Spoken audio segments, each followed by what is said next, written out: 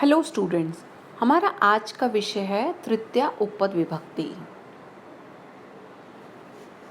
उपपद वे शब्द खास शब्द होते हैं जिनके आने पर खास यानी उनकी मनपसंद की विभक्ति लगती है।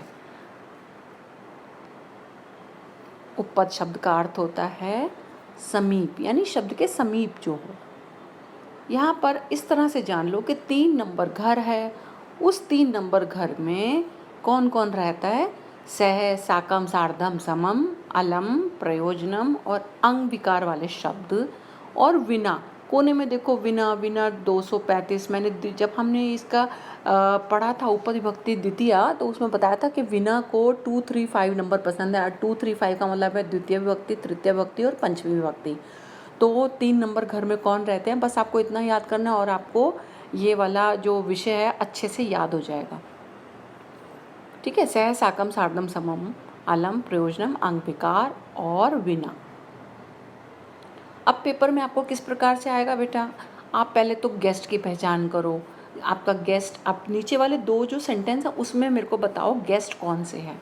पुत्र है, सह है, मंदिरम है या गच्छति है?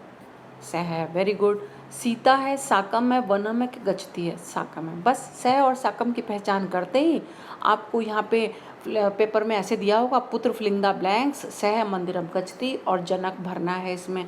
तो सह और साकम आपने जब पहचान लिया कि तृतीय विभक्ति चाहते हैं अपने आंसर में, तो इसमें तृतीया लगा देंगे। तो जनक से बनेगा जनकेन और राम से बन जाएगा बालक। कितना बनाओ, क्या बनेगा?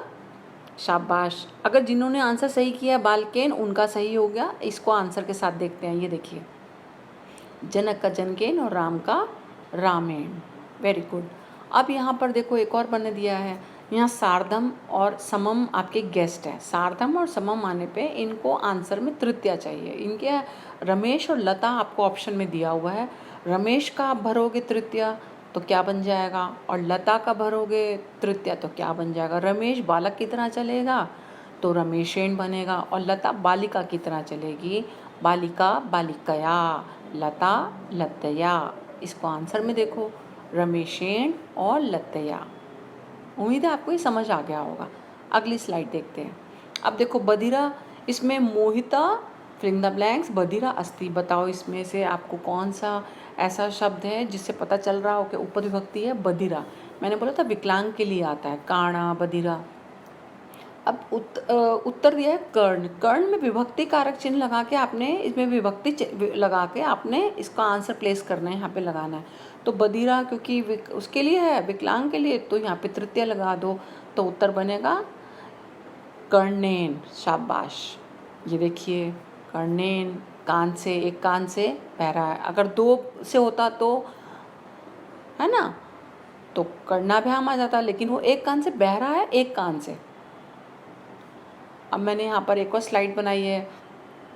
पहला देखो, पुत्र मात्रा सह खादती। यहाँ मात्रा इसलिए लगाया है क्योंकि जब आपको पेपर में आएगा तो मात्रा की जगह फिलिंग द ब्लैंक्स होगा और ब्रैकेट में दिया होगा मातृ शब्द रूप, तो बोलेगा मातृ शब्द रूप में भर दो। तो जैसे ही आपने सह की पहचान करी कि इसको 3 नंबर पसंद है, तो यहाँ देखो माता की तृतीया होती है मात्रा, तो यहाँ क्योंकि माता एक है तो इसलिए मात्रा इसका आ जाएगा। रेड वर्ड से जो आपने रेड कलर से देखो, ये सब गेस्ट की पहचान आप बड़े आराम से कर सकते हो थोड़ा सा अभ्यास से। उसी तरह दूसरा देखो साधुना। आपको पेपर में आएगा फिलिंग द ब्लैंक्स, फिर आएगा सह, फिर आएगा राजा, फिर उपविशति। तो साधु ब्रैकेट में दिया होगा। अब साधु की तृतीया के लिए आपको साधु शब्द रूप याद होने चाहिए, तो इसका आंसर बनेगा साधुना, साधुभ्याम और साधु भी। तो आप में एक प्रश्न आएगा कि मैम साधु ना ही हो सकता है कि साधुभ्याम भी या साधु भी? बेटा इसके तीनों आंसर हो सकते हैं। तृतीया में तीनों आ रहे हैं, तीनों हो सकते हैं। साधु के साथ राजा बैठा है, 2 साधुओं के साथ राजा बैठा है, या 3 या बहुत सारे साधुओं के साथ राजा बैठा है, तो इसके 3 आंसर हो सकते हैं। तो आप तीनों लिख दो, नहीं तो एक लिख दोगे तो भी सही हो जाएगा। अब ये वाली स्लाइड देखो, यहाँ पर ये कोने में देख रहे हो बेटा, वीना, ये एक छोटी सी बच्ची है जो 235 नंबर, इसको याद करने का तरीका 235 नंबर बस में जाती है, यानी इसको द्वितीय भक्ति, तृतीय भक्ति और पंचमी पसंद है। अब हम वाक्य देखते हैं।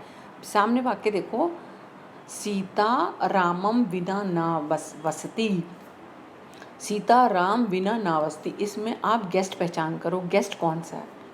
सीता है, राम है, विना है या न बसती है? विना है। ठीक है, विना आने पे 2, 3, 5 में से कोई सा भी आंसर लगाओ। तो आपको यहाँ पे पेपर में कैसे आएगा? सीता फिलिंग द ब्लैंक्स विना ना बसती। तो आपको आप राम में आप लगाओगे द्वितीय भक्ति तो रामम, 3 तृतीय भक्ति लगाओगे तो रामायण और पंचमी लगाओगे तो रामात। ठीक है, अब देखो वैसे इसकी हिंदी क्या बनती है, बननी चाहिए थी कि ऊपर देखो, सीता रामस्य बिना नावस्ती, सीता राम के बिना नहीं रहती। लेकिन गेस्ट कहते हैं हमको नहीं चाहिए षष्ठी भक्ति, रामस्य नहीं चाहिए भैया, हमें तो 2 नंबर दे दो या 3 नंबर दे दो या 5 नंबर दे दो, वी विल वेरी हैप्पी। या द्वितीय भक्ति या तृतीय भक्ति या पंचमी भक्ति। तो इस तरह से रामम या रामायण या रामात आएगा, रामस्य नहीं आएगा। इस वीडियो को देखने के लिए धन्यवाद। प्रभु जी का धन्यवाद।